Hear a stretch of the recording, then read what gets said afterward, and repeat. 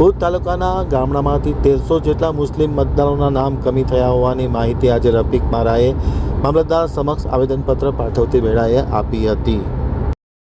હાલ એસઆઈની કામગીરી ચાલી રહી છે, ત્યારે ભુજ તાલુકાના ગામડાઓમાં 1300 જેટલા મુસ્લિમ મતદાતાઓની બાદબાકી થઈ હોવાની માહિતી મળતાની સાથે કોંગ્રેસના આગેવાન રફીક મારા પોતાના સમર્થકોને લઈ ભુજ મામલતદાર કચેરી ખાતે પહોંચ્યા હતા, જ્યાં ભુજના સિટી મામલતદાર સમક્ષ આ 1300 જેટલા મતદારોના નામ કમી થયા હોવાની માહિતી આપવામાં આવી હતી।